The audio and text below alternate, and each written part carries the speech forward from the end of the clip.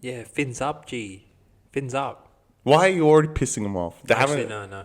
That's not the right one. Claws up, brother. Yeah. Claws up. Get Nah, that in here. nah. Nah, you're right. Fire breathing. What we should do is Animate fire coming out. start the podcast with just the alarm going off in the background because of the recent form you've been in, mate. Congratulations. Well done to you. Hats off and salute. Welcome to the Back Yourself podcast, ladies and gentlemen. Hussein here, your host, with my brother from another mother, Christopher Ishu. What a fantastic round of NRL it was in round 21. And we are here to talk, break down every single game from a punting and emotional perspective and a narrative perspective as well. Because Chrissy, that's all that matters. welcome to the set. How was round 21 for you? Was it as entertaining, as fascinating and intriguing as it was for me, as it was Oh, for you? yeah, it was great. It actually turned to be one of the greatest rounds. Better than last week. And we tipped, 5 and 3. Best bets were 5 and 3, but tipping-wise, we were 7 and 8. The only tip I got wrong was Roosters. Well Fuck done to you, mate. The only but- one I got wrong, I think, Raiders. was Dragons, yeah, which I'd give myself a pass for that. Shout out to you, Charles Spoon. We're going to get to you, pretty boy.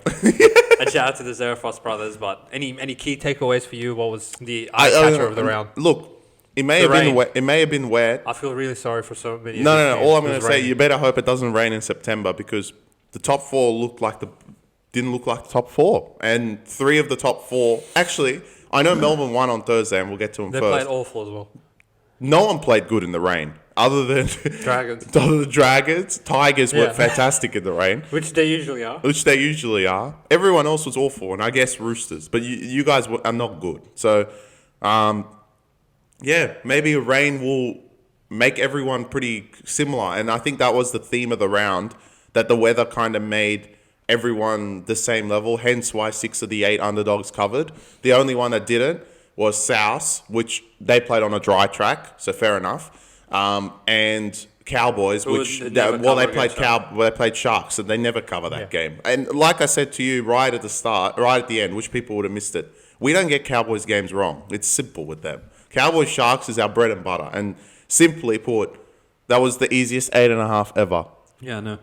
I've never laid 8 and been like, it's already won. I'm pretty sure on the pod, in the preview pod, we said we'd lay up to 18.5. Yeah, and they would have won. And unfortunately, this was a shame because it deserved to win. 21. We set out minus 21.5 at like $4.50 odds, and it was winning until Braden Burns' pointless try at the end. So Sharks gave up. So. Sharks just actually lost the second half and still won by 20, which is actually so funny when you think about what happened in the first half. But before we can talk about the Sharkies, unfortunately, we need to go and talk. Probably the 2-minute review segment of the round. Shout out to you, Seabass, Joel Connington, JB, Jeremy, all the other Melbourne fans.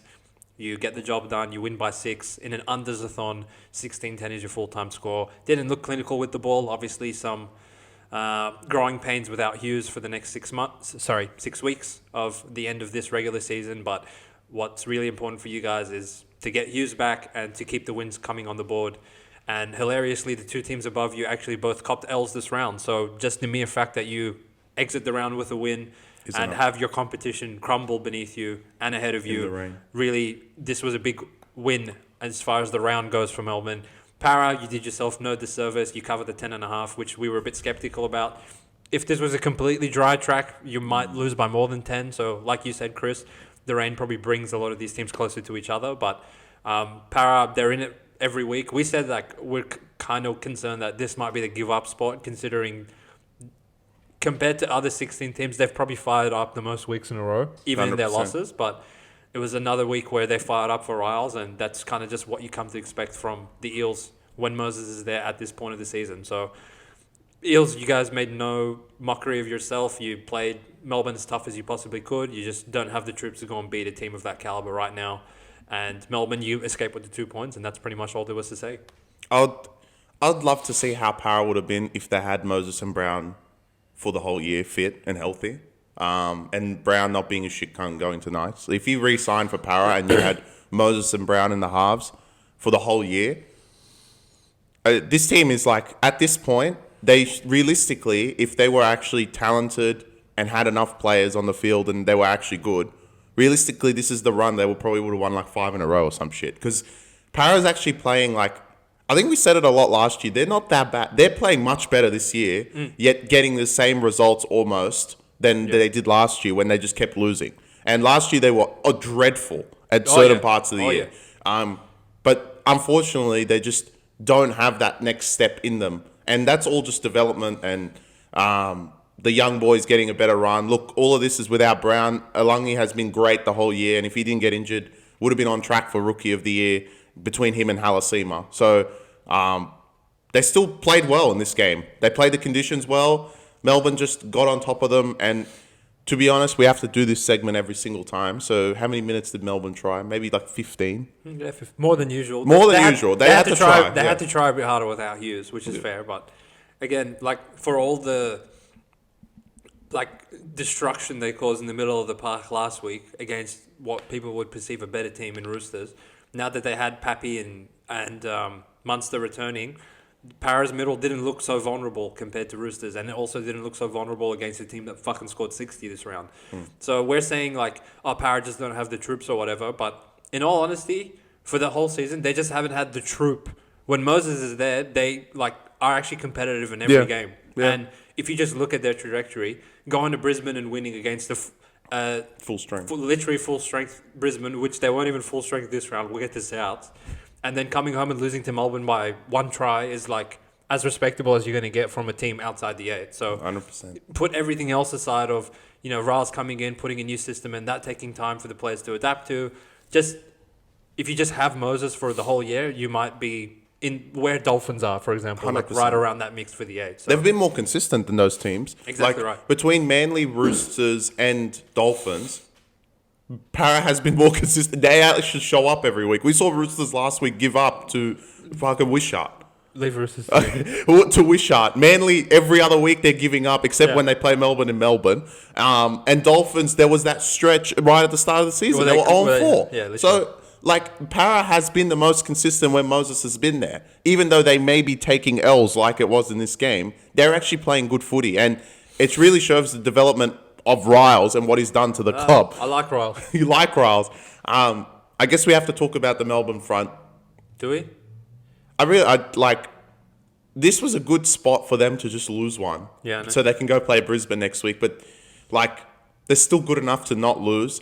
Pappy was awful in this game. Hopefully, he's just getting his legs underneath of him. Bit rusty. And then I'm surprised Bellamy put him straight into the kicking duties. Meaney was still there. I feel like Meaney should have just taken the kicking duties because, in another day, Para would score a few more tries and those kicks would have come back to haunt them, especially the one on half time. Definitely, yeah. So, I feel like they got away with that, but, Melbourne being Melbourne, I don't know next week without Hughes. It's very hard without Hughes, to judge Melbourne right now. You need a big game from Munster or Grant or Pappy. Where Hughes would have taken a lot of that slack. Yeah. So I think we'll learn a lot more about them on Thursday night. Yeah. This was the ultimate zero fucks given spot. Yeah, they went and won anyway, so that's good on them. Moving on to 6 p.m.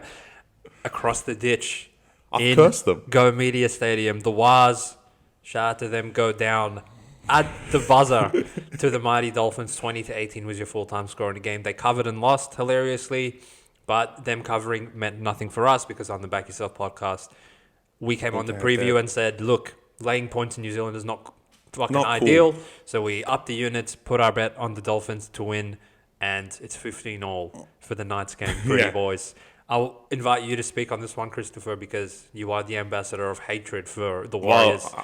Was this vindication for you, and what did you make of this match? Yeah, it was. Because in this game, Warriors dominated. Warriors had everything go their way. Warriors had all the calls. Warriors had less errors. I think Matt has a big stat, so I'm not going to shout out Matt. He's going to put it in the comments as well, about everything that was in the Waz advantage but still ended up losing. When Farnworth split the Red Sea and then did his hamstring, I truly sat there and was like, all right, I'm going to have to come on, listen to all these commenters, say, well, we deserve to win because we're just Waz, we're that good, and me defending it in the only way saying Farnworth got injured. But then I had a thought of me and I was like, you know what? If they lose without Farnworth, Warriors are I don't even know how they respect themselves anymore. And with 2 seconds to go, I thought, you know what? They're just not going to score. They're going to lose by 2. It's a classic Warriors game. But some would say the bubble has bursted because if this was back in round 9, Warriors would have won by 2. and Dolphins wouldn't have scored in the corner, and Halasima would have somehow dodged the ball and not let it happen. But no, the bubble's bursted, hasn't it, Waz fans? Isn't it, geez? What's happened? Some would say that you guys have just been brought down by the injuries, and that's a fair enough point. Some would say you're just not getting lucky anymore. I don't know. Maybe the Back Yourself podcast will say that. You're just not that lucky anymore, are you? It's the luck is created, and Dolphins created their luck by throwing the footy around, right? That's what I heard after you guys beat Knights. You create your own luck. Fucking idiots. Anyway, now it's all scarier, isn't it? You guys are on 20, 30 points. You're done. You're not going to reach the top three. They're way too far in front, even though they lost. They're 4 points in front. And guess who's behind you? Penrith 29, Brisbane 28, Cronulla 28. They're coming. They're coming for that home final. Because at the moment, you guys might not even get a home final. The way you're going, you might have to go on the road to Cronulla or on the road to Brisbane. Yeah, without Metcalf, without Barnett. It's a collapse. Like, I don't think I can back them for the rest of the year. I won't because of my series, but we don't think we can back them anymore. At this point, after losing back-to-back games at home, they're in decline of all declines from the four. They're out of the four. At this point, if it wasn't for fucking Roosters and beating Manly, they could drop out of the 8 at this point. They're only 4 points from Dolphins. And this was a swing game. Dolphins won. If Dolphins win next week, they're 2 points behind. Warriors, while you guys play Dogs, which you'll never win because you can't even beat fucking Titans. You're going to go beat Bulldogs off a loss. Fuck no. You guys are going to drop out very quickly. And I don't know. This game for me, and I said it on the podcast, I don't want to lay points because this is do or die. And it's die, in my opinion. Dolphins did not deserve to win this game. They were awful. They lost Farnworth. But they just have more points in them. And we've said it the whole year. Warriors just don't know how to score. And Metcalf going down didn't help the cause. Chanel going down didn't help the cause. I'm not saying that. But what I'm saying is Tanner Boyd isn't the answer. Unfortunately, with the injuries to Metcalf, the season has just gone into a downward spiral. But you just got to take accountability. We lost to injuries. And that's exactly what's going to happen. And the last 2 weeks has just shown that. I can't see this with Barnett and Metcalf and Chanel. If they were all there, you would have won the last 2 weeks very easily. Just injuries. And this one's revenge for the Knights game because you shouldn't have fucking won that game. And it came to bite you in the ass with Isaako scoring the corner. I was very happy that Warriors lost this game because it's exactly what they should lose to. When teams dominate so much and it doesn't matter because Dolphins just, or whatever team, just scores some garbage at the other end. It hasn't happened to Warriors the whole year, and it finally happened in round 22. Yeah, look, the NRL gods, they have their way of evening things out as the year goes on, and it took 22 rounds for them to even it on the Warriors side. But look, I hold myself to Mr. Consistency and Mr. Accountability on this pod. And that goes both ways. When I came on after the Knights game and said, we're lucky to win and you didn't deserve to win and Knights were unlucky to lose, I do extend that to you guys in this game because I'm the bigger man. You guys outplayed Dolphins. You had less players. Even after Farnworth got injured, you guys are coming into this game without Fisher-Harris, Barnett, Metcalf, Chanel. Literally half of your team are players that shouldn't even be in the lineup in the first place. You're going in as underdogs. You're going in a must-win spot. You play better than your opposition for 79 minutes. They cop a sin bin down the other end, which was warranted. Fuck me, what the hell's wrong? Yeah. Kafusi literally can't go 7 days without doing some garbage to get himself suspended, which actually hurts the Dolphins a lot. But it wasn't to the extent of garbage that Halasima scored against Knights, but that last Dolphins try was fucking horse shit. And no team should ever lose a game to some garbage like that. So they do. The same way that I came on and said Knights were unlucky and all that garbage, I'm also saying that for your side. We said on the pod, like Chris mentioned, it's an all-in spot. Webby will get them fired up. They're coming off a loss. Back-to-back weeks in New Zealand is a tough prospect, especially when they lose the first one, to go and beat them again. They're down troops, but we know what kind of effort we'll get. We got all of those things. You outplayed your opposition, and you lost. So that's as far as the analysis goes for this game. As far as the season goes, your season's fucked. Big time. Yeah. you were so unfortunate this round even that Penrith, any other team would lose to Titans, but these sons of bitches had to go and win again in the dramatic fashion that they fucking won as well, to further put a dagger into your top four hopes that in about 7 days' time when you go and get destroyed by Bulldogs, because how the fuck are you going to back up 2 losses in New Zealand and then go and beat these cunts after they got raped by Tigers? And Penrith probably play some degenerates as well. They're going to go win. Knights, they shouldn't even go to the stadium, right? So in about 7 days' time, you'll be out of the top 4, and that'll be your last sighting in the top 4 for season 2025. Was your season derailed by injuries? Yeah, absolutely it was. Do I still think you're better than all the fucking morons? Full strength, yeah. Yeah, you are. Yeah. Put Metcalf and Fisher-Harris and Barnett and Chanel and whoever else is out into this lineup, you would have destroyed Titans and you would have destroyed fucking Finns, who are lucky to be in the 8, to be honest. But that's how it goes. Roosters. But again, the infuriating thing is when we came on and said, yeah, the season's done, you can't have no players, you didn't want to admit that. That's my issue. That's the annoying part, right? Like, as I said last week, we're the first people that came on and gave you the injury excuse, but you didn't want to take it and you wanted to, like... Now they want to take it, don't they? I'm guarantee it. That's what they want to have. Well, you're injured. They are injured, right? So fair enough. On the Finn side of things, fuck that Farnworth injury is annoying. And that Kafusi suspension's annoying as well. Did it soften the blow that you left New Zealand with the 2 points, which was the most important thing considering where you are on the ladder and what's coming ahead for you morons? Yeah, absolutely, but fuck, that's two tough players to lose considering what's already out of your forward pack and how impactful Farnworth's actually been in the time that you guys have gone on this rampage of scoring 50 around. We'll see what happens next week when there's another swing game against Roosters, who I truly cannot wait to talk about that game. But as far as this round goes, I'm not sure there's that much to say. Dolphins, you guys were outplayed for 79 minutes, but you have that capability of scoring not a fucking field goal attempt ricochet try, but a backyard footy try that you kept the ball alive for long enough and you have the strike players on the edge to go and make something happen. Even down a man, you still create an overlap, which, shout out to you guys, got you the 2 points in the end. Well, it's a 4-point swing game, that one. We'll get to more in tomorrow's preview. But... yeah, like, I think Roosters might be the team because of the injuries. Like, imagine, like, if Dolphins make the 8 this season, it truly defies physics. I disagree. I think if Roosters make the 8, it defies physics. No, bro. These cunts have been the players that Dolphins have out is incredible. Like, the toll they have on the injury report is insane. On the scale of teams that make no sense, Titans are here. Dolphins are right underneath them. Yeah. Why are you cunts like firing up with no one in your forward pack now? Where the fuck was this at the start? So next week, realistically, no Plath, no Gilbert, no Kafusi, no Farnworth, no Saifidi. Who's running out there? And they're still Isaiah winning. Katoa of War and Hamilton. And Katoa was awful. He didn't play great. Yeah, it wasn't his first game.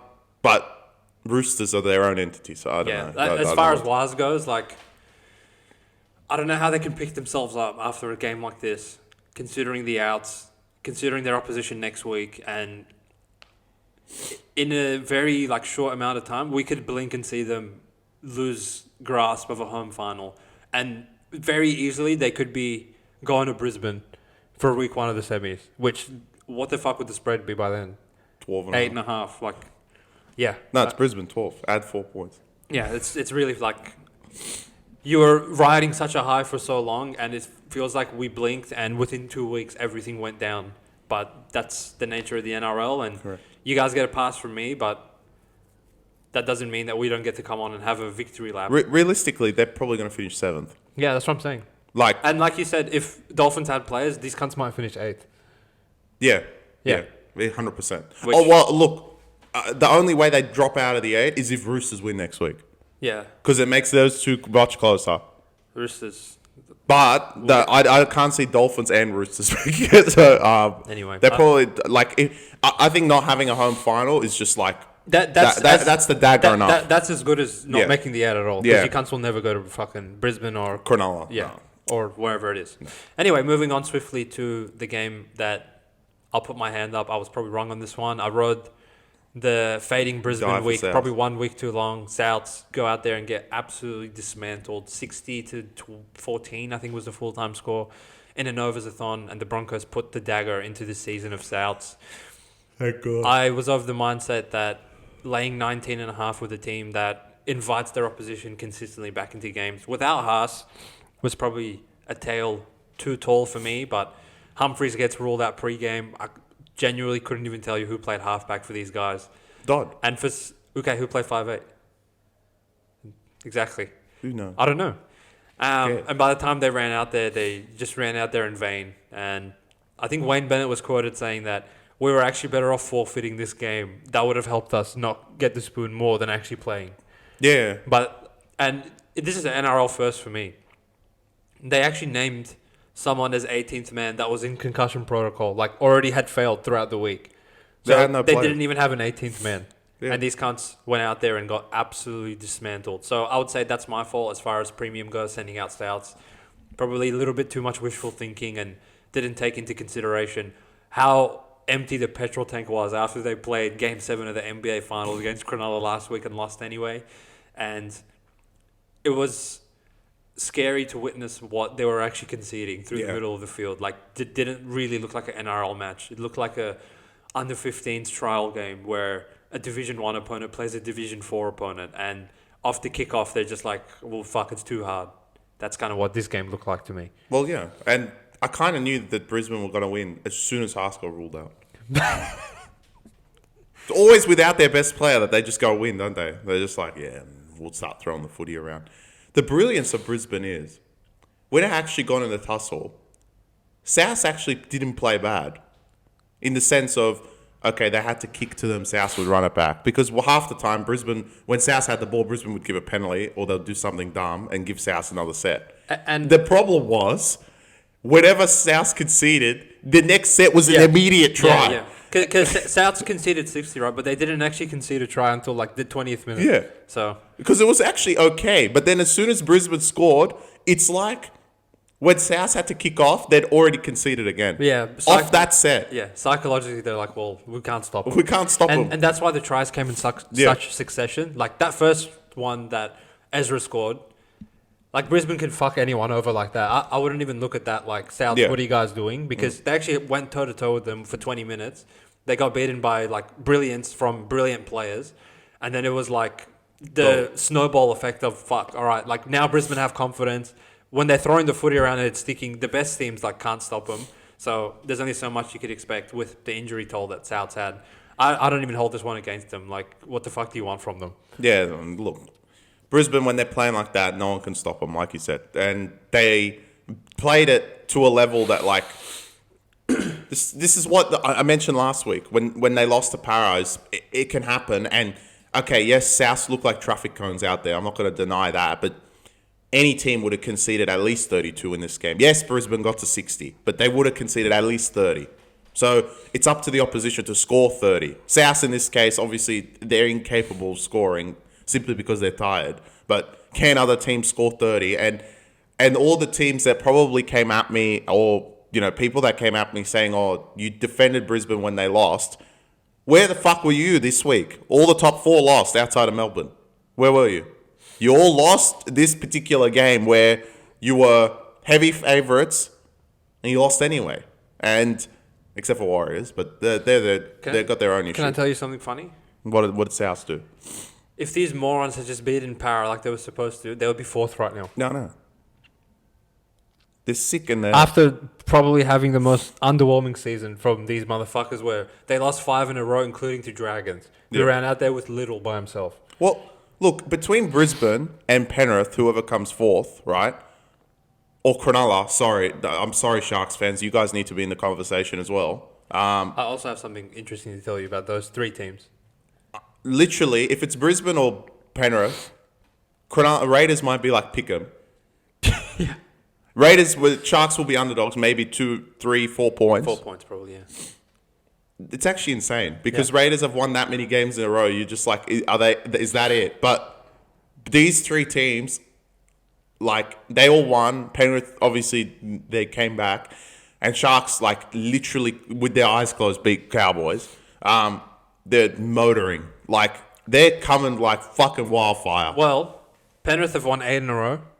Brisbane have won 6 of the last 7. Yeah. And Sharks have won 5 in a row. Yeah. So where like the top 4 are winning and losing, these 3 teams are possessed at the moment and they're coming. Yeah, they're coming hard. And between those 4, like Brisbane, Penrith and Cronulla, we'll get like that is the race for the 4. I'm tipping one particular team to get it, and it's the team the lowest on the table right now, simply because holy shit, they're playing dirt the next couple weeks. Yeah. Which I think I mentioned this probably 3-4 weeks ago. Yeah. Oh, fuck, you know what? If they can like just be consistent and wake This up was to their what's incredible. People can go look at the draw while listening to the podcast. This was their toughest game left. That's what they have. That's their draw. It's incredible how easy their draw is. And this is why when we segue to the next game, was so infuriating to see these motherfuckers win 100%. again. So I think that's the best way to go to 3 p.m. at Seabus Super Stadium, the Gold Coast Titans. Good job, Titans. Close. So close, boys, but no cigar. Go down valiantly in a rampaging comeback against the 4-time champions. 24-0 was your halftime score, and I'm sure a lot of you fucking probably turned your TV off and said, you know what, I'll wait until the Dragons game. I'm just going to go grab a case of beer and we'll see what happens. Someone turned it on to watch the game. And by the time they came back, Titans were up about 2 points with 5 minutes to go. And here comes the Iceman. Lucky he wasn't wearing sky blue as he kicked that 45-meter fucking field goal. And he was in black. And it actually slotted over. But the Titans, you almost feel sorry for them because they put the kitchen sink and a bit extra in there. And the way they came back just to eventually lose in Golden Point the way they did was a bit unfortunate to see. Not unfortunate for the Back Yourself podcast going over 46.5 on the total points. Was that it? Didn't have to pick a side or cheer for anyone, just cheering for points. And we get plenty of those in Titans games. Was that it? As far as this game goes, Chris, what were your thoughts? Were you as upset to see the Titans go down as I was? No, I was actually thrilled that they lost. I'm sorry, Titans, because it fueled my next game because I really didn't want you cunts to win to fuck it over. Did you guys deserve to lose? No. My whole issue, and I've said this for 2 years, is the mentality of these teams.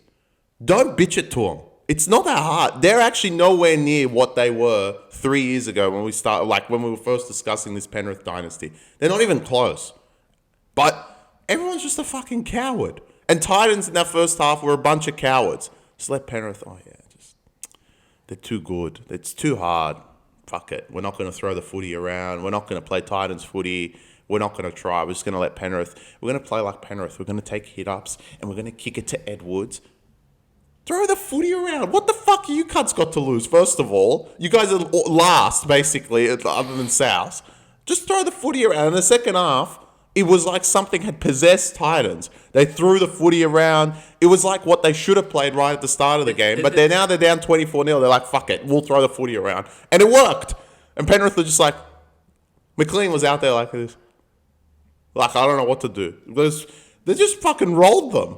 It was exactly what I expected from Titans. To beat Penrith, you can't play like Penrith. And Titans definitely didn't. They just threw the footy around and it worked. They have enough talented players to make it work. And again, Campbell was brilliant. I mean, his move to the halves has been such a big win for Titans this year. Yeah, fucking's been awesome. Like, it's been a shame that Kinney has been out because him and Kinney, because we didn't know who's going to play fullback between him, Brimson, and Campbell, but Campbell is definitely going to stay in the halves, and Kinney comes back to fullback whenever he's back. Like, they're actually not a bad team. It's just they think they have to play a certain style when they don't have to. They literally they're their own team. They need to play their own way. And, like, that's when Titans are at their best. And that second half, God, they played brilliant to bring themselves back and show, like, you cunts are really not that good.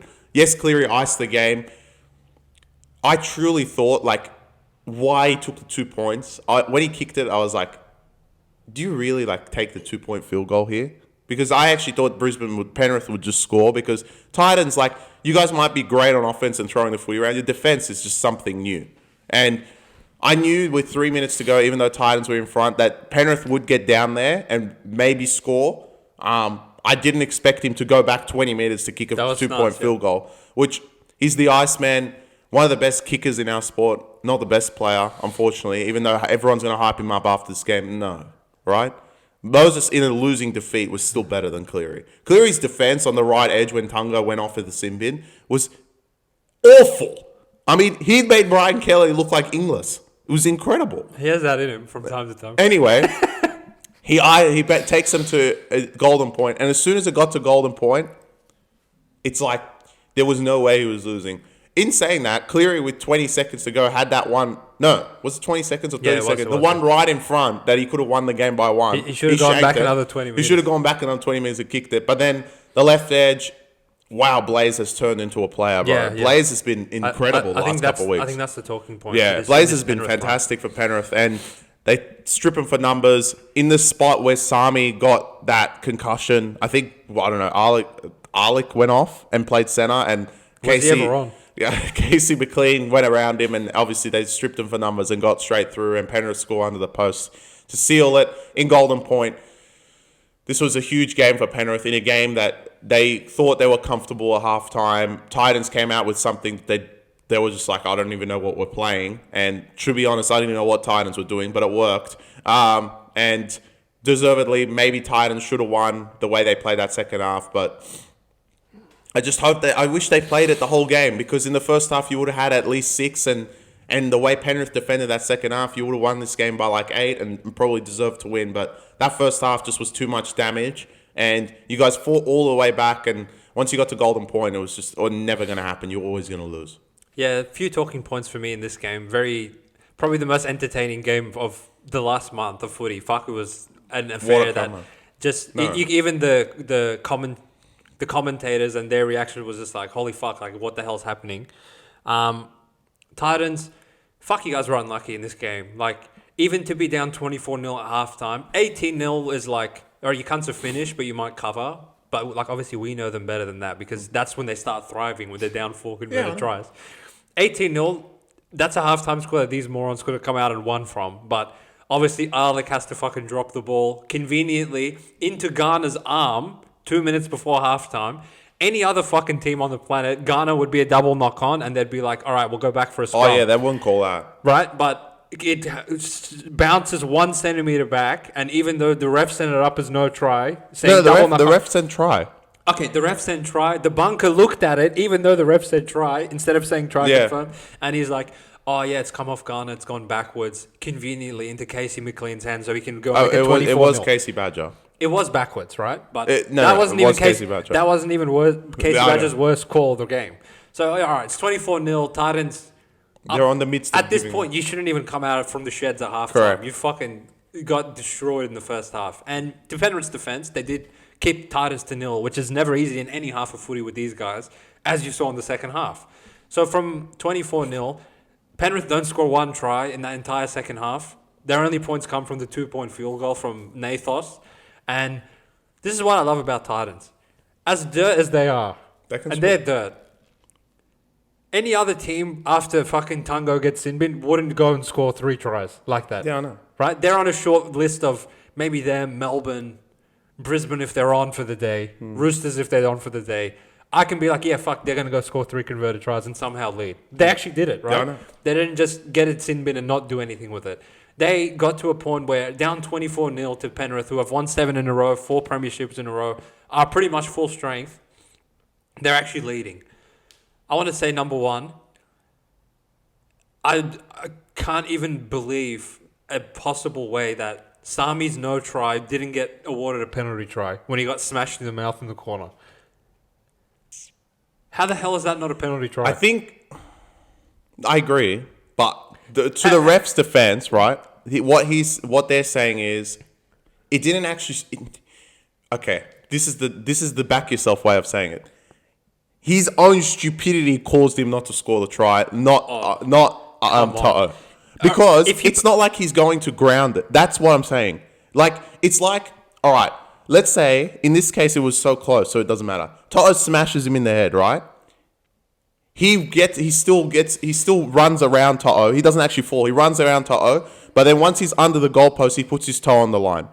So it counts as no try. I don't think that deserves a penalty try to what the ref said, because Sami actually took the contact and it was perfectly fine. He was still in the field of play. It's not like he took in the contact, he stepped out. Then I would be like, all right, penalty try. In my opinion, if you actually watch the slow-mo frame by frame, you actually see him lose consciousness in the air from getting smashed in the mouth. If that's not a penalty try, how's that not at least a sin bin? What was incredible is that Casey Badger didn't call that in the no try. The ref came afterwards, like, what the fuck are you doing? That's just... It's a penalty, at least. That's insane. I know. And that's not a sin bin, though. I don't say this lightly, and it takes me a lot to say shit like this, but if that was Brian Toto scoring in the corner and Sami smashed in the mouth, I know 100%. No. It wouldn't get back to the ref. This is the best comparison. I'll say this later. If this was any Roosters player, it would be a sin bin. Oh, yeah.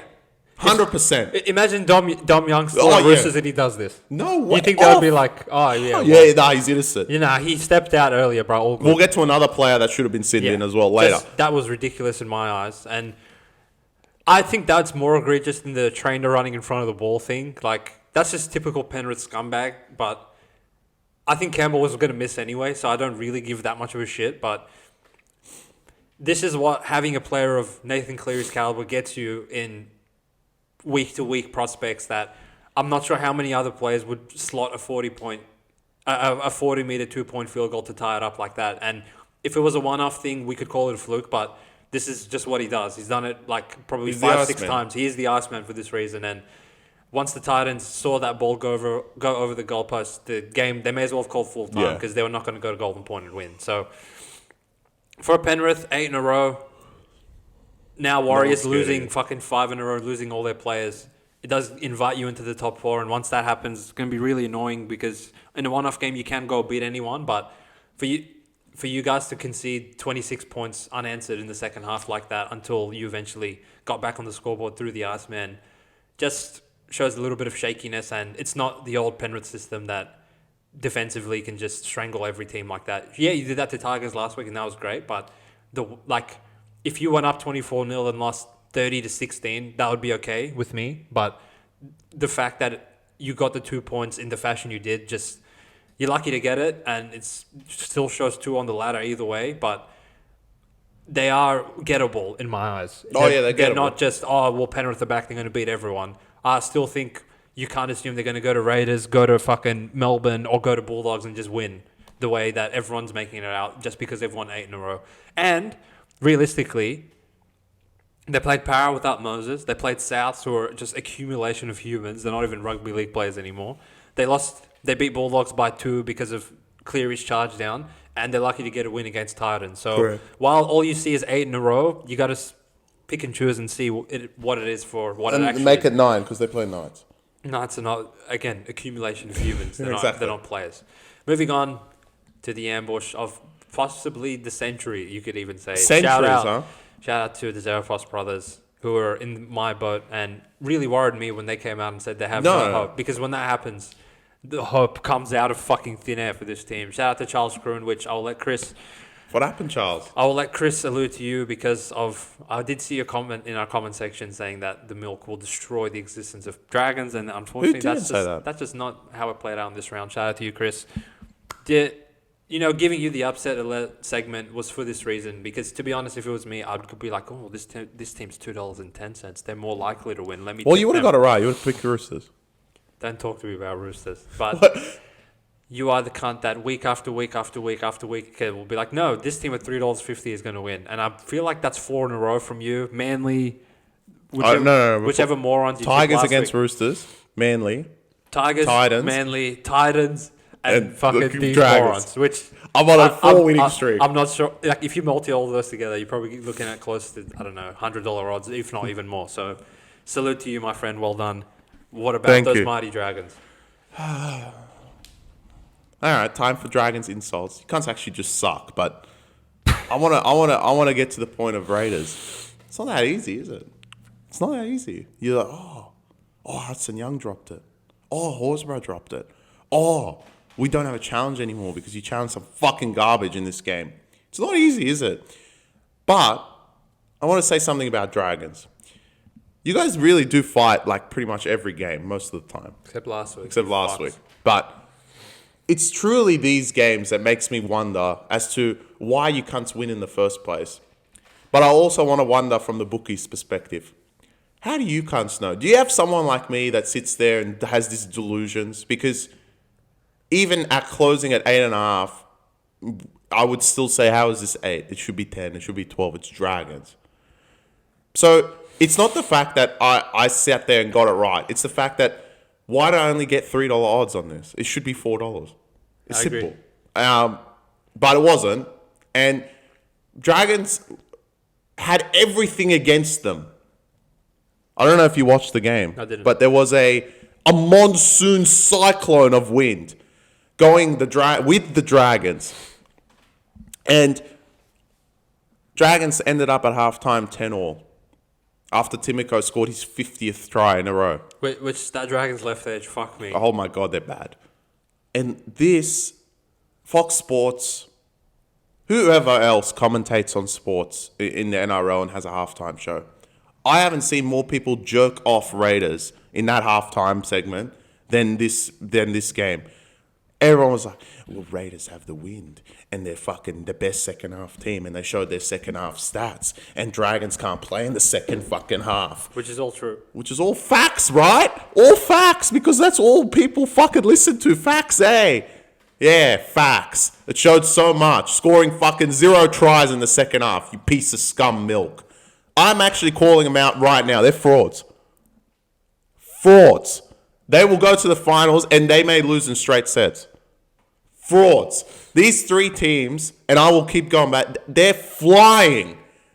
And if you have to compete with one of them in a finals game, you could lose to all 3 of them very easily.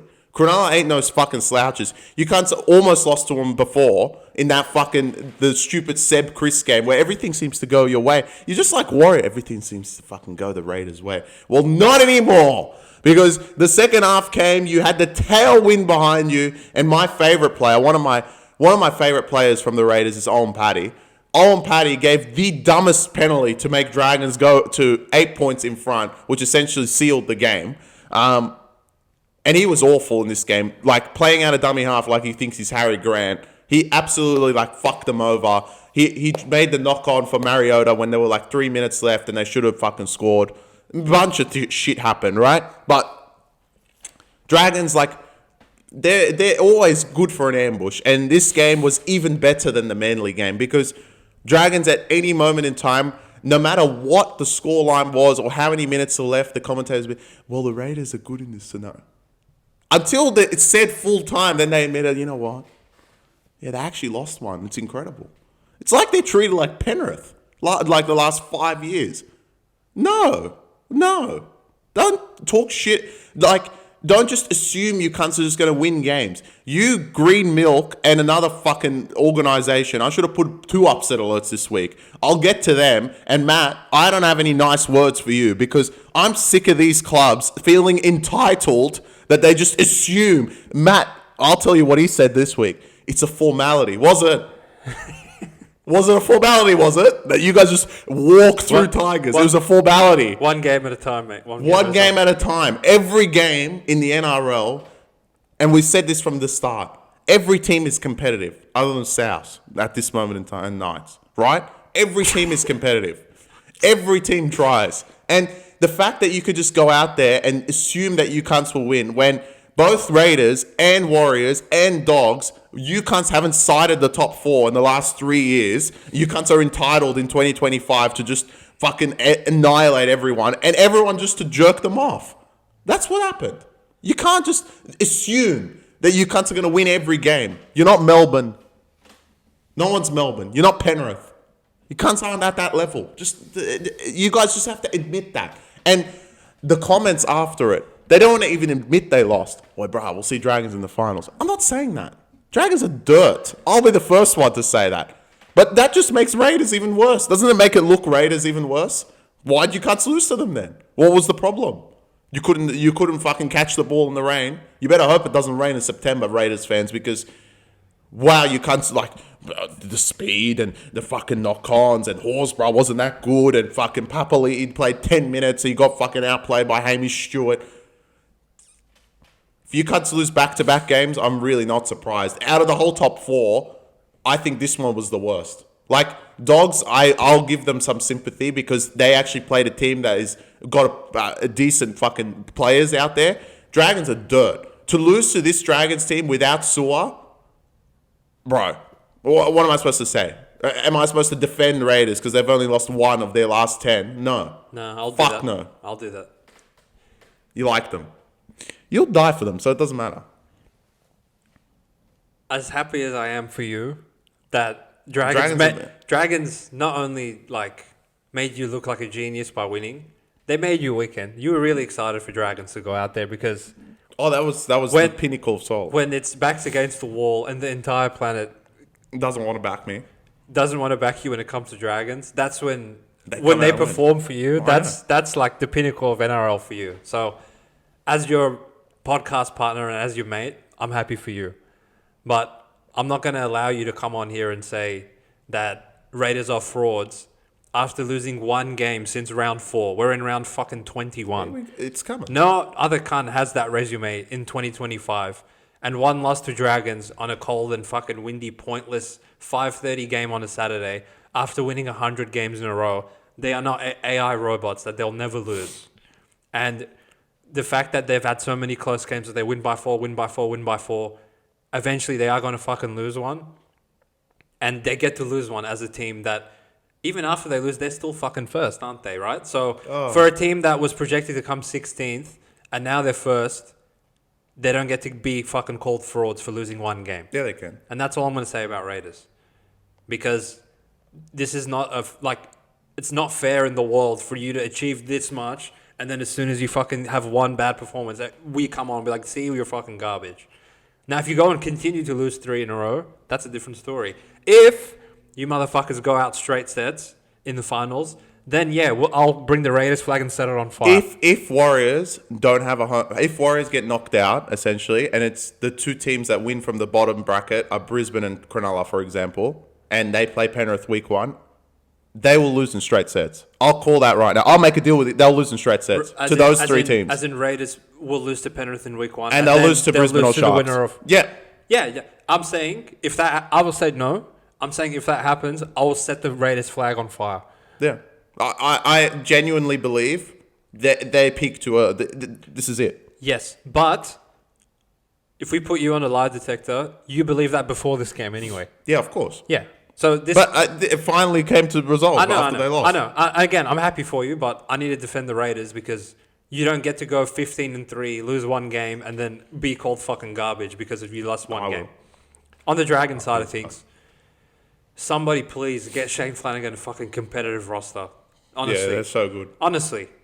Oh, I forgot Val was out too. Oh my God, what did these guys run out there? And look at the scalps that these cunts have gotten in the past couple of years. I know. These cunts beat Melbourne this year. I know. Dragons have run out there, beat Melbourne and Brisbane and Raiders. And what's incredible, they beat Melbourne last year as well. Yeah. They're capable of doing this. But don't get, I'm going to say this in advance because Zarafos brothers will watch this segment. Don't think you cunts are gangsters and you're going to go beat these guys now. Oh, yeah. That's for tomorrow's preview. That's fine.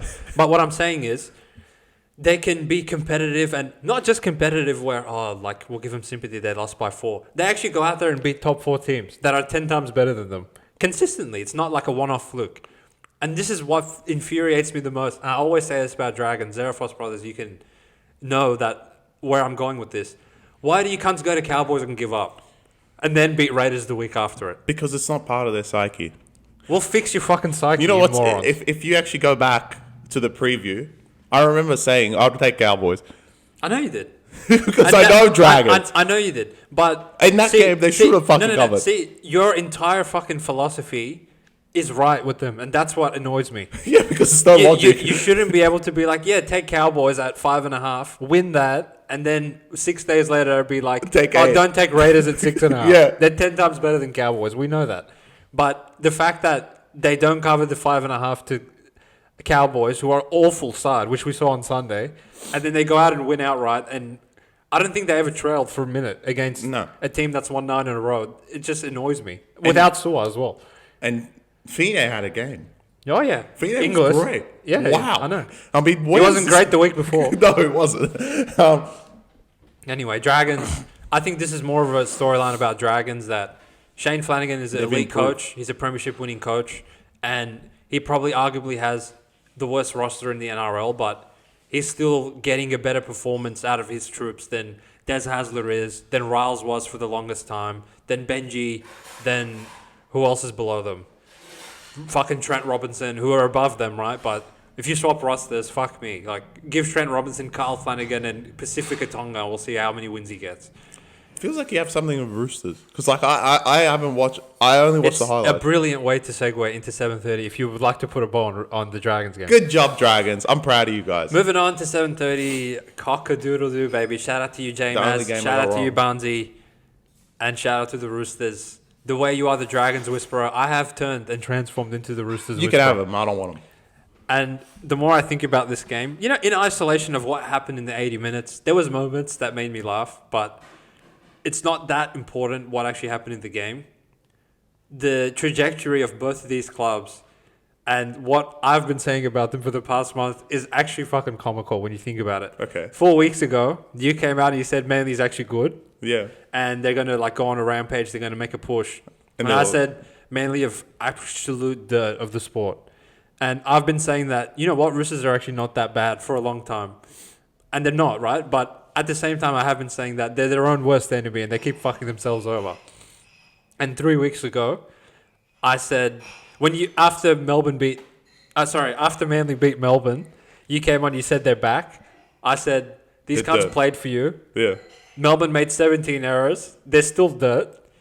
We came out and said, why are Dogs 3.5? Dogs destroyed them.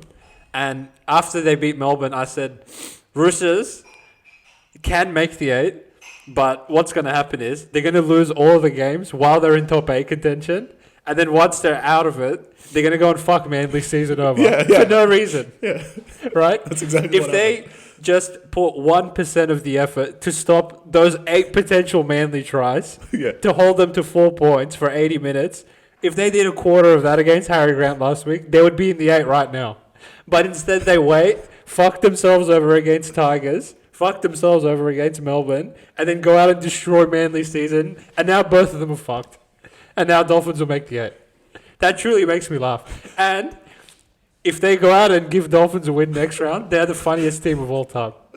If they lose to Dolphins, like, they're the dumbest team I've ever seen. I know, they are. Like, why did they... They're defending like South. I know. They're like South's whole bunch. I haven't seen Roosters defend like that since 2 years ago, really. Yeah.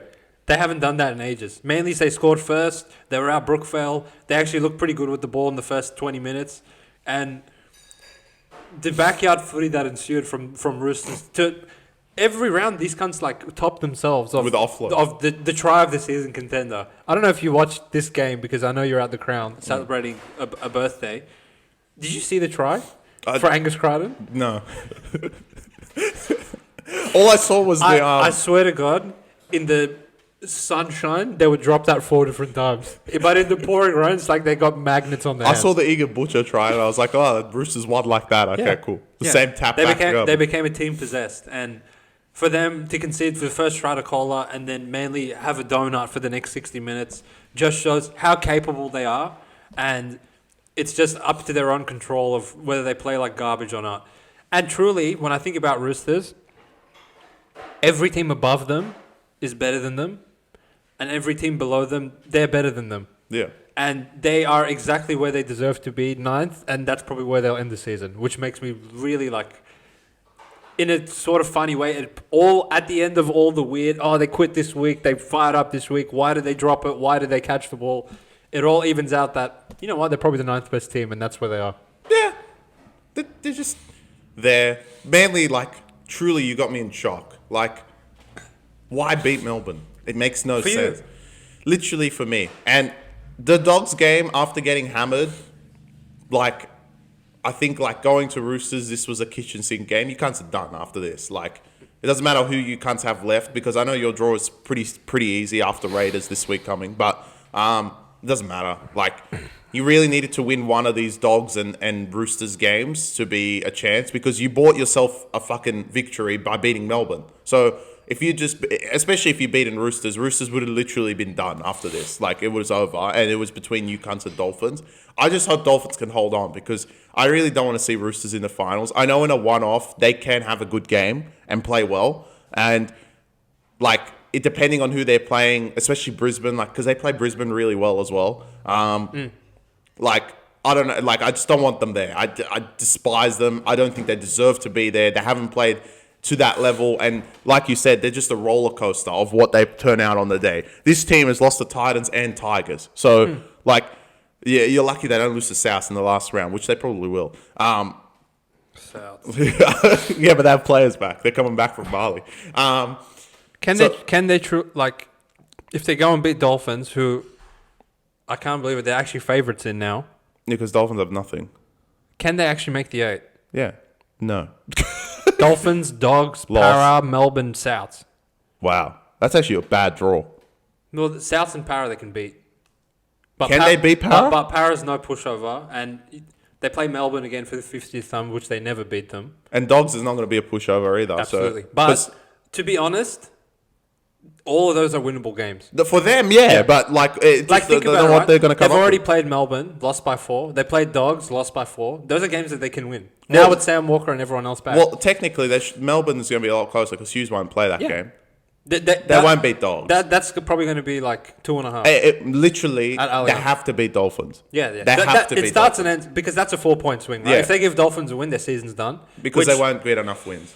Actually makes me a bit inclined to fucking tip them to make things interesting next week because I know they're going to go to Dolphins and win now for no reason. But not if they're favourite. This is what actually might happen for them. They'll go and beat Dolphins and give their fan base that last bit of hope, and then they might even beat Dogs. They'll lose to Para or they'll lose to Souths at the end. That's what the sort of team we're looking at. No, I think Dolphins still have another loss in them, so there's still a chance that they have like a mathematical scenario. But the problem is the Dolphins' differential is 250. So realistically, they're 2 games ahead of them. Yeah, I know. So they like. I mean, I might have gone a bit week early because this next week is like do or die for Roosters. You cannot lose to Dolphins. There's no scenario because that's a 6 point lead. They're done. If they lose to Dolphins, their season's done and they'll be your 8 unless Manly wake up. Which, as far as Manly goes, they're done. I actually think they gave up. At what point did they give up? In my mind, probably like 5 weeks ago. Yeah, before the bye. But they did show a good character, and again, Melbourne's errors helped them a lot for them to go and ambush them and put themselves back in a position where they could do something. But the way they lost that Dogs game, there's no coming back. They really needed this one. They would have probably tracked down Dolphins if they had this one in their belt. Which they play them at Brookvale. Yeah, they play them at Brookvale, and they have Tigers, I think, left, and one other. Speak of the mighty Tigers. Here we go. Shout out to you, Harry. Shout out to you, Charlie. Shout out to you because you deserve it this week. Shout out to me because I'm claiming them for this round. The mighty West Tigers go out. Give those Dogs a hiding. All right. I want all the shout-outs. I'll go quick. Shout out to you, Matthew. Some things are not guaranteed in life, my friend, unfortunately. Shout out to you, Chris Creas. Shout out to Stephen Crichton. Shout out to whoever wrote the NRL rule book and put a caveat in the head high rule that everybody will get sin bin for high contact except Stephen Crichton. Shout out to Jacob Carraz, the fullback of the year, who again was awful but scored. Shout out to Preston, the future New South Wales captain. Shout out to Max King. The only blue you will wear is the Bulldogs blue, I hope for the sake of the state. Shout out to Bronson Jerry. Shout out to Bailey Hayward, who came on and did nothing yet again. Shout out to Reid Marnie, the 4th best hooker according to the Bulldogs fans on the roster right now. Shout out to Burton, who had his one good game and that's about it for him. Did he play? Shout out to Galvin. He was scared. Who went to a team and then lost to the team that he left and talked shit about, which is hilarious. What happened? Shout out to Kikau, who got outplayed by Samuel Afinu. Shout out to Josh Curran, just for the sake of it. Shout out to Kurt, man. The Academy bleeds maroon. Shout out to Gus. Does he want to give Galvin back to Tigers now? Maybe he's not that good. Soraldo. They've temporarily paused the building of the 3rd statue. And shout out to Soraldo for putting Carras to fullback and listening to the Back Yourself podcast and making us laugh. I think that's all the shout outs out of the way. What happened? What happened? Is this the more what happened game for you? Yeah. Yeah, okay. Yeah. Because you guys actually have been playing garbage for about 6 weeks. And they finally lost one. Right? You deserve to lose to Dragons. You guys were scared of Manly. For no reason. Who are an awful side. you actually had the audacity to fire us when we said you're going to go out and destroy Manly. And it's like, oh, okay, we destroyed Manly. Now we're back to being good again. We will just go and destroy Tigers as well. What happened? Yeah, I'm bewildered. This is worse than... No, it's not worse than Raiders. Raiders is the pinnacle, but this is the second worst. But at least Raiders, like, they have a reason to think they can go out and win every week. They've done it for 3 months. What's their reason? You guys could barely beat Dragons. And at least Raiders, now they're at a point every week they're like, we're going to go out and win. Yeah. Like, that's them every round. Yeah, I know. Dogs fans, one round, they're like, oh, Manly's coming to town. And then 5 days later, they're like, oh, yeah, well, it's Tigers. We'll destroy them. All right, let's just go through the bookies' perspective the last couple of weeks. 3 weeks ago, Dogs played... Dragons. They opened at 6-point favourites. They opened as 6-point favourites, right? Which is fine. They didn't cover it. Then they were scared of Manly. Yep, 3-point favourites. 3-point favourites. And now, all of a sudden, with Tigers looking... full strength. The best we've seen in a long, long time, you cunts are 10.5 in the rain. Yeah. Like, I remember coming on in the preview and saying this would be 8 come game day. And I actually took the Tigers bet early because I was scared, like... Yeah, would lose value. And I get to game day and it's 10.5. Yep. I'm like, what's going on? Didn't shift to 1 point. Didn't shift at 1 point. I'm like, we're scared of Kiraz, are we? And...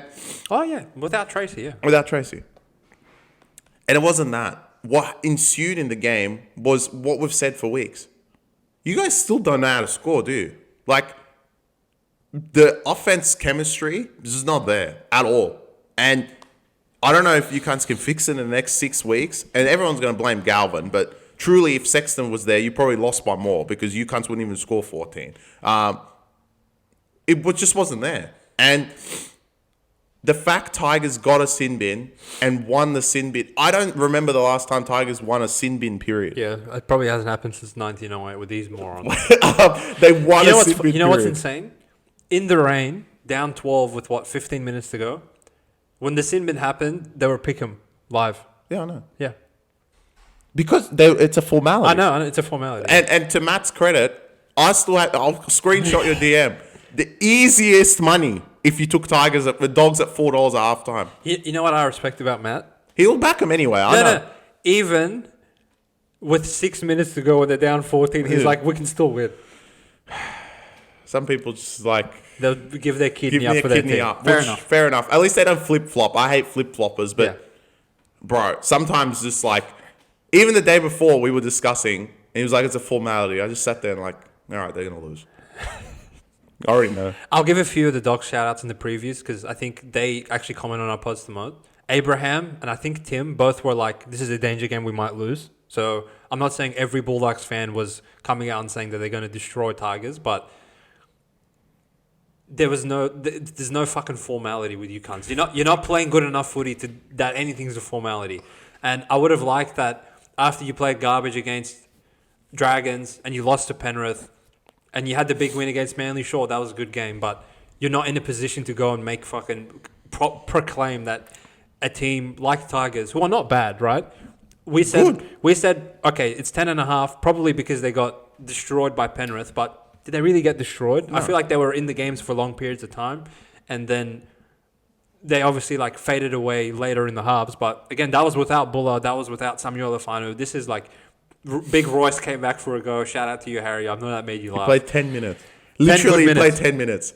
But this Tigers team, they've been invested. They've been like putting in work. They fucking try every round. And running out this particular lineup that they ran out, I don't think they should be 11-point underdogs in the rain. And whether they won or lost, I think, did they get lucky with the 2 long red tries? Yeah, absolutely they did. Because if this was a goal line attack for the whole game, I don't think Tigers get to 28 points. But these sort of things happen in this fucking garbage weather. And whoever laid 11 with Dogs this round, you need to wake up and get on premium because that's just made no fucking sense. That might be the worst bet of the year. Yeah, I think so. Yeah, 100%. I think so. It was a really bad bet. As far as going forward, any comments on Tigers and what could have been for this team? What could have been is Galvin in the 7 jersey, and who knows where this Tigers team would end up. I mean, right now, Dewey has transitioned to play half, but then play lock every now and again as well. So if you just name Dewey at lock, the 1 to 7 with Taylor May and hypothetically Galvin, and then Dewey at lock, this team's full strength, top 8 team. And the backline like just proved that they're not going to... Truly, I want to say it from a Dogs perspective, I don't know what the fuck Blake Wilson's done to Gus or Serraldo, but he's 10 times better than the wingers you read out there this week. Anari Tuwala is past it from when he went to Knights, right? Yeah. There's no coming back. There's no coming back from that. The backline, outside of Kuraz, who made his 300 meters or whatever he made, made 3 errors from fullback. Like, as long as Tracy's not there, they need a solution. Fortunately, you play the most injured team in the fucking competition next week, and we'll see if Stephen Crichton, we'll get to him now because he's the knighted son of NRL. But other than that, like, I think Tigers truly, again, shot themselves in the foot losing talent. Like, I don't know, like Galvin, I get it. He was a shit cunt. He didn't want to be there, whatever, but you could have offered him so much more. I remember when it happened, I would say I'd offer him 1.5 mil and probably would have stayed and not been a shit cunt. But I know, but no, legit, now we need a halfback. And that's what's missing. What I think is missing from your take on that is, they did everything in their power that they could. They gave him a debut jersey earlier than any other club was willing to. They developed him for a year or two. They offered him 1.2 for 5 years per year at the age of 18. At some point, there's only so much you can do as a club. He wanted to leave. That's fine. Unfortunately, that puts you in a position where now you need a halfback because Latu's young, but how much better did the team look with Dewey at halfback? So much better. You know, just like an experienced hand. I thought he helped Luai. Luai is probably his best game of the season, in my opinion. Well, look, they might not even re-sign Dewey, which is another fucking problem. Yeah. Because I think he's off contract next year. Yeah. So he might want to go to Dragons. No, and he's also rumored to potentially go to Penrith for you, which is annoying because he's actually been killing it the last couple of weeks. But the Tigers forwards, I thought, stepped up. They went toe-to-toe in a game that got heated and escalated more and more. Yeah. By the time Seyfarth got sin-binned, there was like multiple instances where teams, like players were getting in each other's faces. Yep. There was push and shove. Now, as Mr. Objective, Seyfarth... No, that was sin bin. I'm not denying. That's a fucking sin bin. Yeah, it's sin bin. Right? I'm not Shoulder contact to the head, upright, no mitigating factors. That's a sin bin. Here we go. Dogs, there is cause to raise an eyebrow for your offense that you couldn't score in the 10 minutes that Tigers were missing a player. Tigers get a lot of credit for being resilient in that frame, but a top 4 caliber attack, like we said earlier, I think Raiders, Brisbane, even if they were awake, Titans would have scored. Titans, Melbourne, obviously, they would score against a 12-man Tigers lineup. Even, like, all right, put the sin bin aside, right? That first 10 minutes... They had the ball. Dogs didn't score, even though they had all the ball. Time after time, held up, came close, but couldn't actually crash over. Maybe if they go up 6 or 10, we're having a different conversation right now. I'm surprised the Critter try wasn't given a try. He went over the line. Anyway. Critter's sin binning potential. No, gone. I'm sorry, mate. Sure. I want to hear your case, but I guarantee you, I can't think of him right now. I'll send you clips of other people getting sin bin for the same thing. Okay. When I argue this, I'm arguing this in isolation. When I say that when a player falls into contact the way Taylor made it, do you admit that he fell? No. I'm not admitting it. I admit he slipped. Okay, yeah, 100%. He did slip. Is the onus on the defender if the player slips 2 fucking milliseconds before he gets to the line to get punished by getting sin binned? I would say consistently no. Is what infuriates you that they don't consistently call that? Correct. And other players have slipped into contact, but the cunt still gets sin bin? Correct. That's also wrong, right? If you're not going to be sin bin Crichton, which is convenient, you also shouldn't sin bin any other cunt that slips into contact. But in isolation, I don't think Seyfarth and Crichton's incidents were the same. Seyfarth's, there was nothing. He just fucking did this and shouldered the guy in the head, and that's a sin bin. I agree. Good. So the dispute is not... I agree with you that it's infuriating that Crichton gets that, which he should get that, but no one else fucking does get that. And if we were bored enough, we could go back and... Show them the Roger clip. Show 20 different things that players slipped, and the ref goes, I understand that he slipped, but you still made high contact, get the fuck off. Correct. So that is the annoying part, but... In isolation of what he did, I don't actually think that should be a sin bin. It shouldn't be a sin bin in NRL, but yet it is. Yeah. That's what's the problem. That's what people need to understand. It is. People that want to deny it isn't. We've seen 1,000 times players slip and people get sin bin for it. You shouldn't have hit him in the head. Your shoulder shouldn't have been there. You should have disappeared. 2 weeks ago, Wyden got 4 weeks for head clash. And a sin bin for a head clash. Yeah. Which he didn't even make shoulder contact. Exactly. Or arm to the Not head even close. And it's convenient that Critter, and I can give you multiple instances. The one against Roger Tuivasa-Sheck last year, which the same fucking excuse came from the referee, which was even more blatant than this one. That was worse. And he didn't give a sin bin for that. There was the one on Flanagan, which he didn't headbutt him on the ground, and Flanagan got sin binned. Well, no, Flanagan got 4 weeks for that, for biting, even though this kind of headbutted him. Look, knight him. It's fine. I don't care. My point is, it's not the fact that slipping should cause a sin bin. Is that if you want to be consistent NRL, you need to sin bin him. Because every other player, if this was a Roosters player, sin bin. If this was a Tigers player, if it was literally reversed, Taylor May would have got sin bin. I guarantee it. 100%. Yeah, I agree with you. So it's not the fact that it should be a sin bin. That is not my case. It is the fact that in the NRL in 2025, in 2024, for the years, if a player slips but gets eye contact, they treat it the same way. It doesn't matter if he gets slipped or not.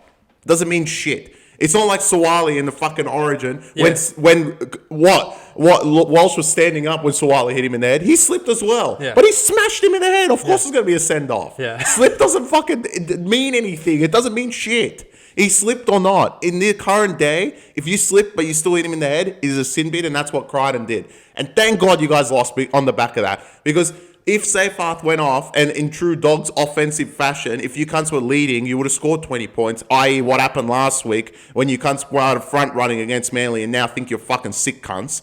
And now you're down 12 with 12 players on the field. Oh, we're just going to walk through with Tracy. That pass from Critter to Galvin, everyone's going to blame Galvin for throwing his hands away. Why is Critter not outrunning Api Coruscant? I thought he was fast.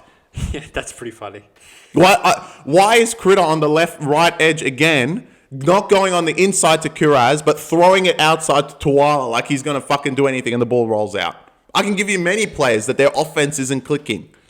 So that shouldn't be, but is a sin bin in 2025, and he should have been sin bin. And I hope, and I think I've read somewhere, I hope this morning, this guy got a week for next week. Not that that helps me in any way, because I'm going to bet on Dogs because they're playing Warriors. But it doesn't matter. He needs to fucking learn a lesson. And at minimum, he deserves a week. Taylor May's not playing this week because fucking, guess what? It's a Cat 1 as well. So obviously the severity was enough for Taylor May not to play the rest of that game and the next one, but it wasn't enough for this guy to get sin binned. Sure.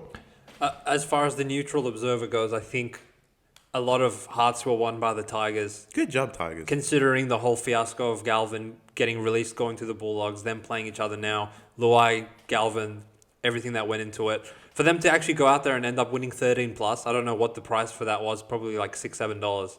In those conditions, you wouldn't expect a 28-14 scoreline. Definitely not in the Tigers' favour, but I think they have responded somewhat well. And while Benji's not a perfect coach, I do think he gets the best effort out of these troops 100%. More times than not, and that's something that you could build on going forward. And it was a really impressive win. I'm proud of Tigers. Yeah, me too. I'm proud of Cowboys as well because they won the second half, bro. Look, what can we say? We need a Paul Green replica, medal. Shout out to Paul Green. Shout out to Paul Green. The Paul Green medal was fought for in this game, and conveniently the Sharks won it again for the 50th time in a row. 32 to fucking 12 was your full-time score, but really the game was over at 26-0 at halftime. As we said on the preview pod, Souths defended like it was Game 7 of the NBA Finals last week, and Cowboys couldn't replicate that, and that's why you got... It was like deja vu, going back into the crystal ball from 12 months ago, 24 months ago. Fanua Blakestrike could have been Hamlin Uele, could have been Hazleton, could have been Jack Williams from back in the day. It doesn't matter. Who you put in that jersey, they will score against Cowboys. And I could make a collage of drink water being in the background, being like, fuck, it's happening again for the past 5 times that they've played each other. But look, Sharkies, they are rearing into form at the right time. As we said, their execution could have been better, but honestly wasn't that bad against Souths. It was just Souths were everywhere. And the way that they were moving the ball around in the rain against Cowboys in this game to score 26 unanswered points in the first half was back to their best. I thought Hines was good, Trindle was good, Kennedy was good as always. The back line against what Cowboys had to run out there as far as their outside backs go, which was Nanai at centre, which was hilarious. Obviously, it's just a mismatch all across the park. And if anything, I actually give Cowboys some credit for not letting this get to 50-0 and instead winning the second half. I thought... With Dearden sin bin. Yeah, well. with the sin bin, Toddy Payton actually got a response out of them at halftime, but it was too little too late by then. And we capped the round off on -8.5. Was that it? We could have laid... Up until what we said, 18, 16, 14, didn't matter. Cowboys... Yeah. After winning in dramatic fashion against the go and play a team that they shouldn't compete with and they're not competitive. So fair enough. Well, Cronulla, red hot. Like you said, 5 in a row. Conveniently, they play the dirt of the competition the next couple of weeks as well. They have the bye in that perfect time. And they have Dogs in the last round, which a lot of people say, oh, they're not going to beat Dogs in the last round. But I don't think Dogs will play that game. I'm almost guaranteeing they won't all play that game. Simply because... They might have to for a home final. No, because I actually think... I'll go on record right now. I think they'll give up and literally not get a home final for that reason. Dogs haven't had a bye since fucking round 13. And if Serraldo expects them at the level they're playing, especially after losing to Tigers now, and the games they haven't played great in, if Serraldo expects them to run the rest of the year, week in, week out, and go to finals, I don't care if you're at home, on Mars, on fucking Venus. It doesn't mean shit. I would rather take the week off and give the boys a rest after not having a bye through this whole time than, oh yeah, we're going to try against Cronulla, get a home final to go get pumped by Melbourne anyway, who are going to rest that game. That's their annual rest against fucking Brisbane. I think Cronulla might win out. They might go into the finals winning 10 in a row.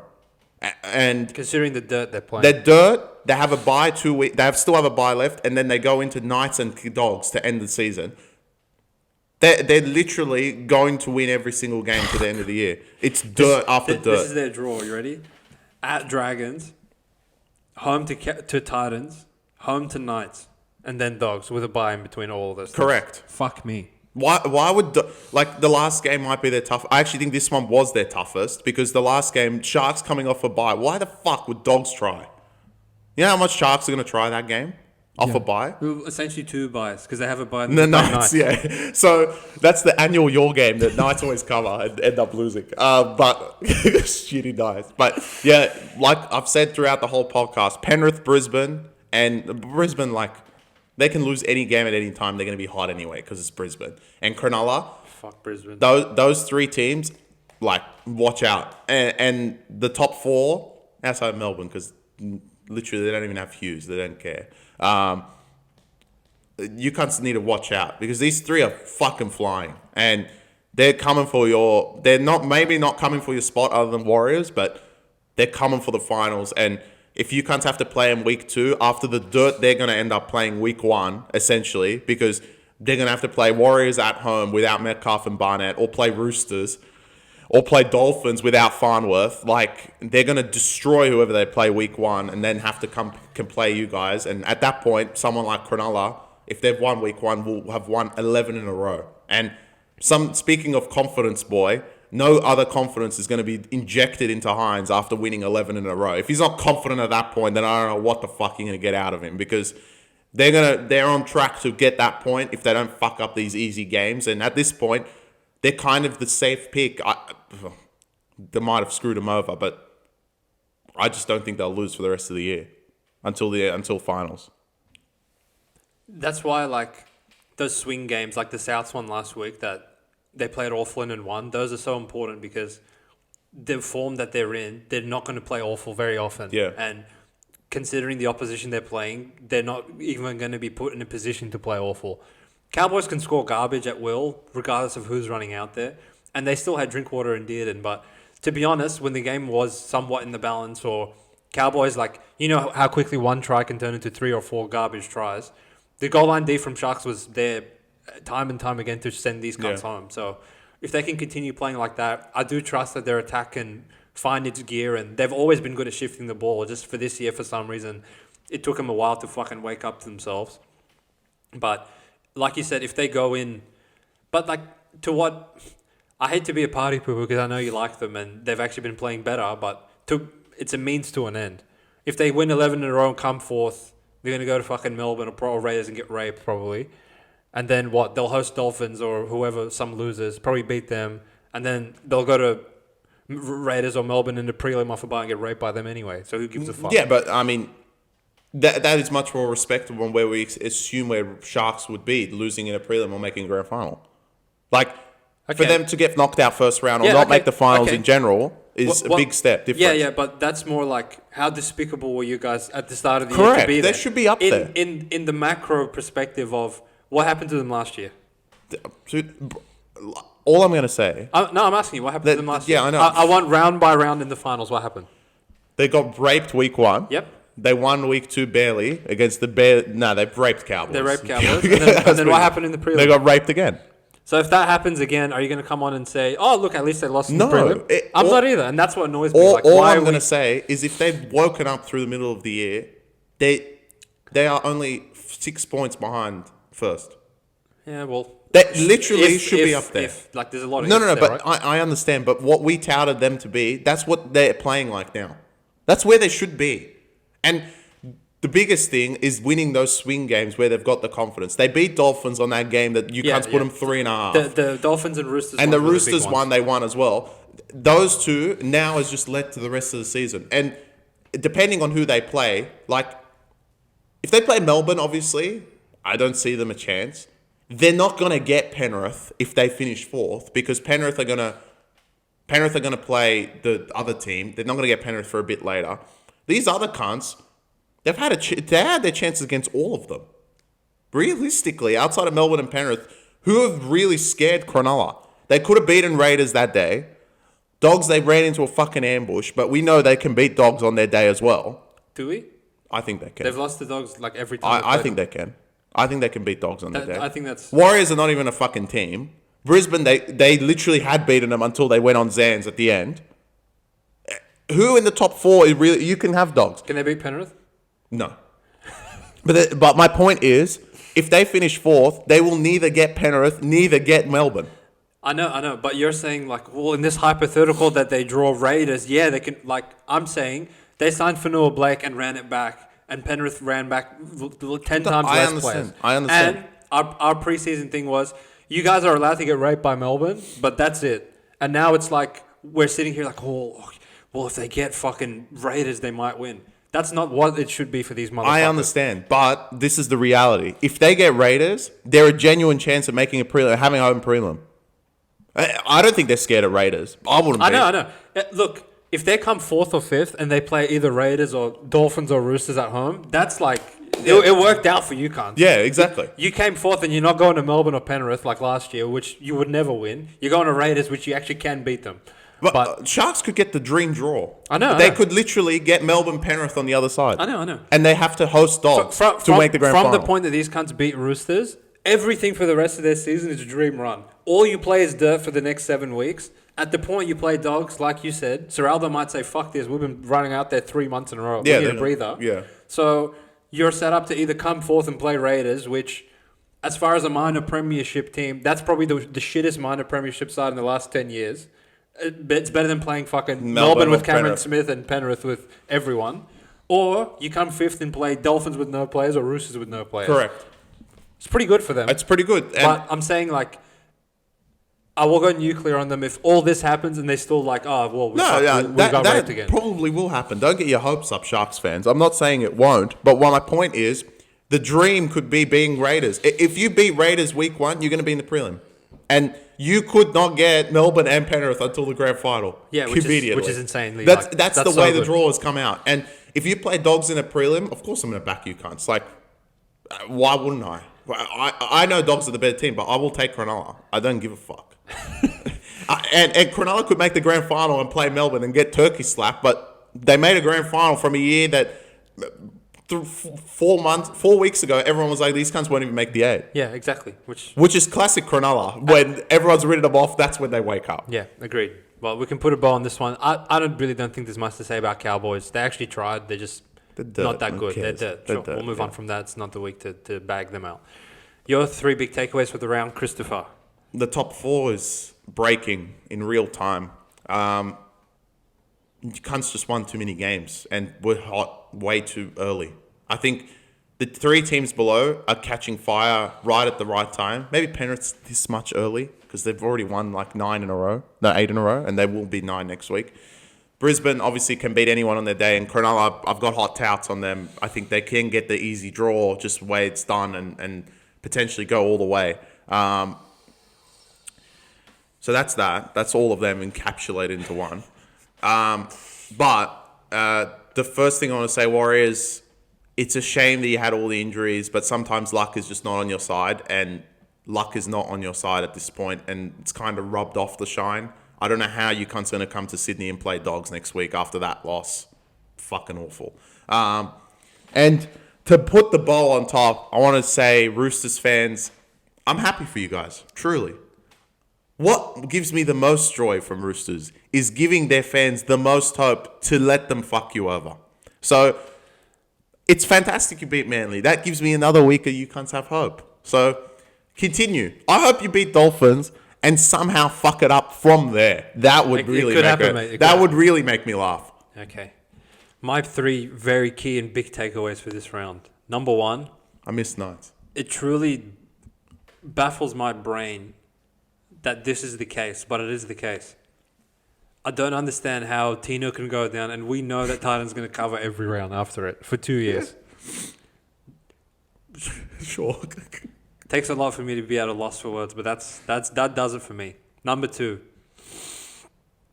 Roosters. That was the funniest win in the context of the season, knowing the 3 weeks prior what you bums dished out, and the fact that you can go there and throw the footy around and just go easily just obliterate Manly, who are probably just as good as you morons. And number 3, it doesn't matter how good a round is. When Knights aren't there, it's just not complete. So I can't wait for them to run out on Friday. Go Knights. What are they going to light up tomorrow? But that's the beauty of 24 hours from now, we can come back and see what Knights are running out. Dirt. Yep. Peace out, guys. See you in a day's time. Peace.